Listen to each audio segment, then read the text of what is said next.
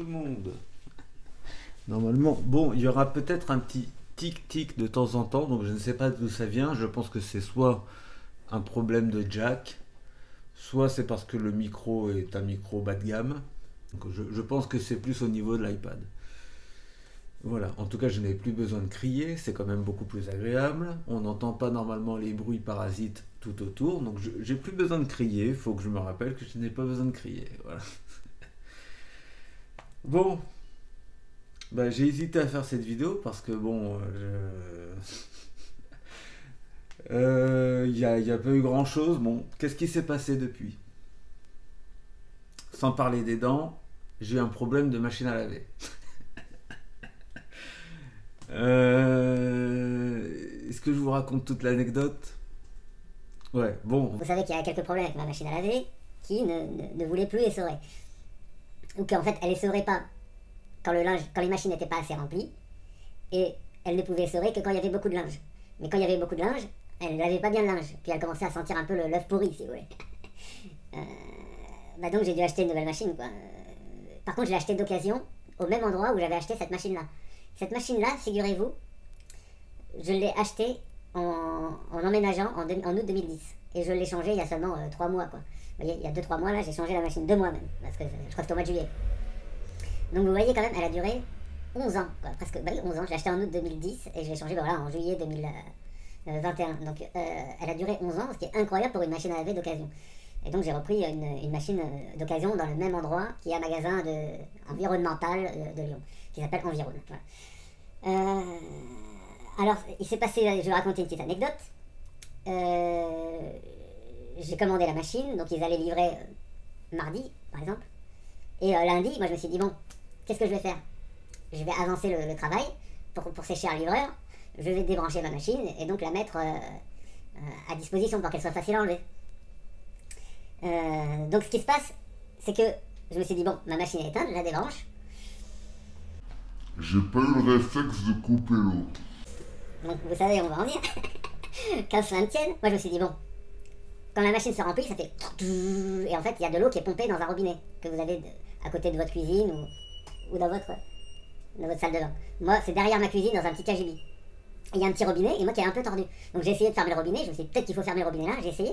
C'était coincé, quoi, j'y arrivais pas en fait. Il fallait prendre une pince parce que le truc, il n'a pas été fermé en 10 ans. Donc je dis, bon, ça se ferme pas. Je vais peut-être pas tourner trop fort pour pas casser le bouton. Tant pis. Alors j'ai dit, qu'est-ce que je fais alors, il y a ma machine à laver là, et il y a donc un tuyau qui part de ce robinet qui va dans ma machine à laver, qui est raccordé à la machine. Donc je me suis dit, tiens, je vais débrancher le tuyau de la machine à laver. Parce qu'il restera un peu d'eau dans le tuyau, puis ça se videra par terre, c'est pas très grave. Donc je commence à dévisser comme ça. Et ça fait... Ça envoie un jet comme ça d'eau. Je dis, oh putain, mais attends, comment ça se fait que ça envoie un jet aussi puissant et tout? Je me suis dit, ça doit être parce qu'il est un peu débouché, et quand je vais le déboucher, bah, ça va juste couler un peu, et ça va le tuyau va se vider par terre en fait. Après, je resserre, oh là là, qu'est-ce que je fais? C'est pas bon ça. Putain, mais comment ça se fait que ça fait ça? Toujours pas la présence d'esprit d'aller couper l'eau. C'est-à-dire qu'en fait, je vais toucher un appareil qui fait acheminer de l'eau dans une machine, dans la machine, mais à aucun moment je me dis, peut-être qu'il faudrait couper l'eau de l'appartement, par sécurité. Je me dis, mais putain, mais non, mais attends, quand je vais débrancher le tuyau, il y a juste le reste du tuyau d'eau, c'est-à-dire, je sais pas, 500 ml, 50 centilitres qui va couler par terre. Je dis, mais pourquoi je m'embarrasse? Deuxième tentative, je dis, ouais, je vais débrancher le tuyau. Et catastrophe, hein. Je débranche le tuyau qui est attaché à ma machine, et puis là d'un coup, le truc il envoie un jet d'eau, et moi je me suis dit, mais attends, mais putain de merde, il se passe quoi? Au début je croyais que c'était de l'eau qui sortait de la machine, genre de l'eau stagnante. Mais non, non, non, du tout. En fait, l'eau, elle sortait du tuyau. Mais ce que je ne savais pas en fait, c'est que la machine avec un clapet, elle ferme l'arrivée d'eau du tuyau. Quand tu allumes ta machine, le clapet s'ouvre et en fait laisse passer l'eau, et elle referme un clapet, elle lave ton linge, elle vide l'eau, après elle réouvre le clapet, mais ce que je ne savais pas, c'est que l'eau arrivait constamment par tuyau. Mais moi je ne savais pas ça. J'aurais peut-être dû regarder un peu sur internet avant de me lancer dans cette maintenance, mais le truc, j'ai essayé de le rebrancher, dans la panique, et ça commençait déjà, panique parce que ça commençait à se remplir, mais ça allait très vite. Si je vous dis que ça fait déjà une mini inondation quoi, alors qu'il était en train de couler pendant 30 secondes, donc je le mets contre la machine, j'essaye de le revisser dans la panique, mais le jet d'eau est tellement puissant, mais que vous ne pouvez pas le rebrancher, c'est impossible. Le jet d'eau il sort comme un truc de pompier quoi, une lance à incendie. Je dis oh putain, et là, pendant 30 secondes, j'avais ce fameux tuyau qui envoyait de l'eau partout dans ma cagibi, dans ma cuisine, et en fait pris de panique, t'es comme un lapin qui est pris dans les phares d'une voiture, t'es paralysé en fait. Tu dis mais attends, je fais quoi? Je vais lâcher le tuyau Et en fait, il y a un voisin qui m'a dit t'aurais pu plier le tuyau et fermer le robinet. Mais le petit robinet, il était coincé, en fait. Si tu veux. J'ai dû le décoincer qu'une pince pour le refermer. Et du coup, je tenais le tuyau et ça continuait à se remplir, quoi. Je voyais que l'eau, elle commençait à arriver à hauteur de mes pieds. À recouvrir mes pieds, quoi. Je dis, mais attends, mais merde, il se passe quoi? Je vais inonder l'appart. Et d'un coup, je me dis, mais attends, mais il faut que j'aille foncer, couper l'eau qui se trouve là-bas, en fait, dans le placard. Et donc, je viens de la cuisine comme ça, et je dis, allez. Bon bah, foutu pour foutu. Puis, qu'est-ce que je fais? Je lâche le tuyau. Je cours ici pour fermer le robinet, mais pareil, ils sont super coincés, les robinets d'arrivée. Donc, j'ai dû prendre une chaussette et j'ai fermé le robinet, mais j'ai fermé le mauvais. J'ai fermé l'eau chaude. Panique. En fait, il faut aller fermer l'eau froide. Et je suis comme ça en train d'essayer de fermer. Et là, j'entends que ça commence à. Et j'entends le disjoncteur qui saute. Bang! Disjoncteur qui saute. Parce que ça, l'eau a commencé à arriver partout dans la baraque, quoi. Et j'arrive à fermer ce fameux robinet. Le disjoncteur qui a sauté et tout, parce que ça a pris l'eau.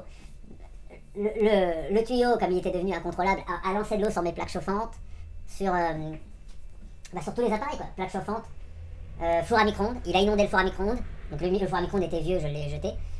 Cafetière, tout était inondé, multiprise, j'ai dû mettre à égoutter la multiprise et tout, donc ça a mis toute l'après-midi, j'ai laissé essorer tout, égoutter, je suis allé faire un tour, je suis allé courir et tout, et une fois que ça avait bien séché, heureusement que ça arrivait en été parce que ça a séché vite, mais j'ai mis 2h30, voire 3 heures pour éponger toute l'eau qui s'était accumulée pendant les 2 minutes à peine, 1 minute 30, 2 minutes, où l'eau, en fait que l'arrivée d'eau de la machine n'était plus reliée à la machine. 2 minutes, et j'ai mis 3 heures pour tout essorer. Donc faites très attention à ça, parce que ça va très vite. Et donc j'ai pris des serviettes de bain et avec les serviettes de bain j'ai épongé pendant 3 heures. Voilà, petite anecdote. Donc maintenant j'ai une nouvelle machine et tout va bien. Bah, tout va bien, sauf qu'il y a une semaine, j'ai le disjoncteur qui arrêtait pas de sauter, donc je me suis dit attends, mais est-ce que c'est un résidu de cette histoire? Mais normalement non, ça a séché depuis. Et il se trouve que ça disjonctait, je ne savais pas ce que c'était, j'ai débranché tous mes appareils électriques. L'électricien est venu, le truc a remarché, on comprenait pas d'où ça venait, il est reparti, ça a sauté dans la journée. Ça a sauté le lendemain où il est venu en urgence et il se trouve que j'ai toute une ligne de prise là qui va dans ce mur là et qui a cramé. Voilà. Bah, qui a un défaut en fait. Et en fait, comme tous les fils passent dans la cloison, il faut tout retirer un fil depuis le disjoncteur. Voilà pour la petite anecdote. Mais je crois que je mettrai en accéléré ou peut-être que je ne mettrai pas cette anecdote qui était beaucoup trop longue. Voilà. Ah, ouais. Donc moi je suis déprimé avec cet été là complètement horrible. Et depuis l'allocution de Macron là, le 12 juillet, moi je suis en dépression. Le mec est un psychopathe, le pass sanitaire ça révolte pas les gens, alors que moi on m'a refusé quand même l'entrée de l'école dentaire. Donc je me suis embrouillé avec le vigile et tout, c'est un truc de fou. Hein. Donc après j'ai réussi à avoir le lendemain je suis revenu, j'ai réussi à avoir mon interne qui m'a fait rentrer, mais c'est un truc de malade. Hein. Là on est vraiment, on est dans un monde, mais j'hallucine en fait. Je pensais pas qu'on allait arriver à un tel point d'asservissement, d'apathie générale. C'est très inquiétant en fait. Hein. Je suis très très déprimé. Hein. Franchement. Voilà. Alors, sinon, pour ce qui en est, j'ai eu mon rendez-vous avec le chirurgien au bout de 7 mois, là, le 2 septembre.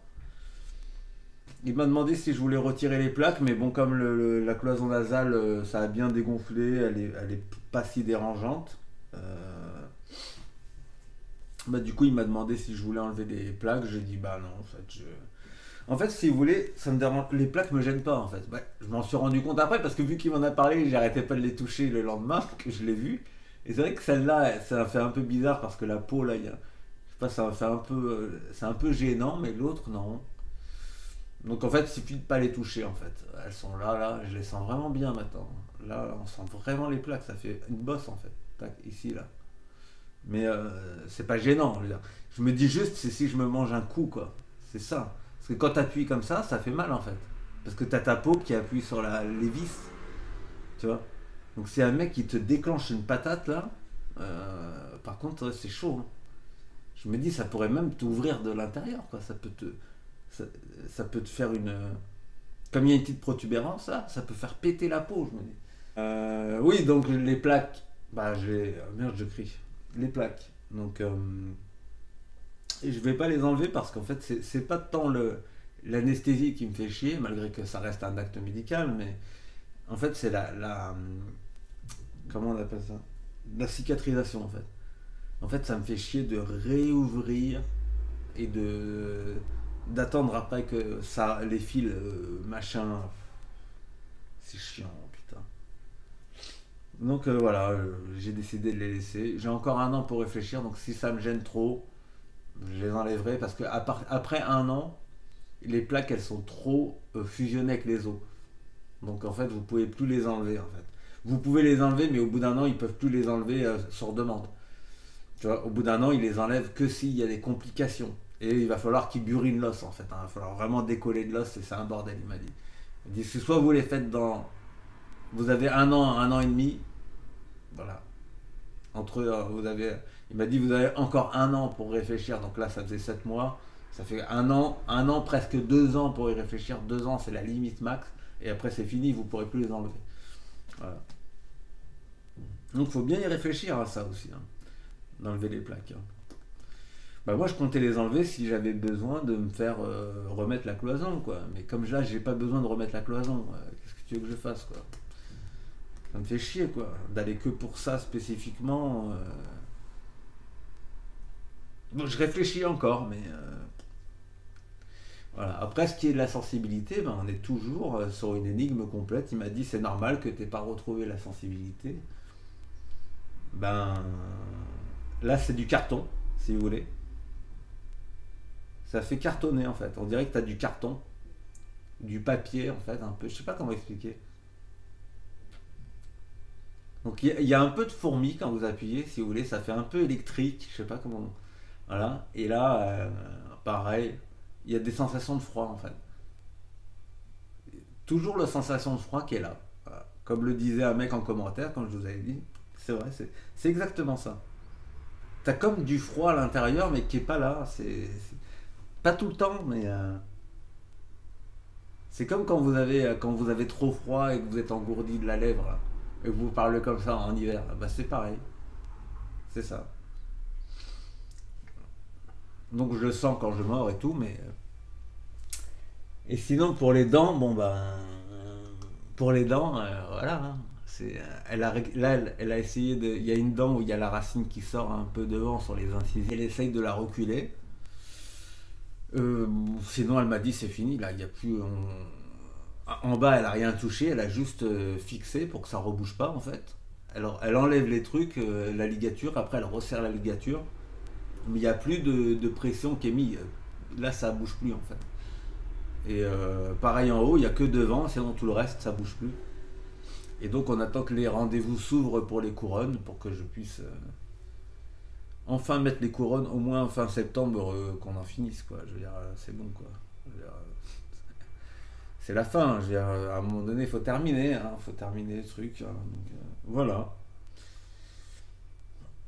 Donc, bilan positif, mais vous avez vu que l'air du temps est pas bon, quoi. Je veux dire, on a eu un été horrible, on a basculé dans un nouveau régime, mondial même. Hein. C'est tous les États, toutes les castes dirigeantes qui sont devenues très autoritaires avec leur peuple. Donc t'as les Yes Life qui s'en foutent et qui disent YOLO, la vie continue, mais non, moi c'est quelque chose qui me perturbe énormément, qui me fait beaucoup de peine, beaucoup de mal en fait. Donc j'ai besoin un peu de couper les ponts. Donc j'ai un projet en tête et j'étais très très déprimé là pendant 2 mois. Hein. C'était vraiment. Donc voilà. À voir. Faut vraiment. On est à la croisée des chemins maintenant. Il va falloir aussi réfléchir à l'orientation que je veux donner à ma vie aussi. C'est déprimant de vieillir, hein, je vous le dis. J'arrive plus à dessiner là, ça fait un mois. Tout est horrible, tout est horrible. Plus de sport, plus de testo. Horrible, horrible.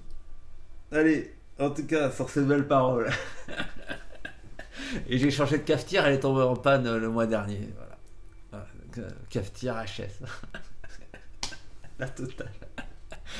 Bon allez, je vous dis bye bye et à la prochaine. Ciao.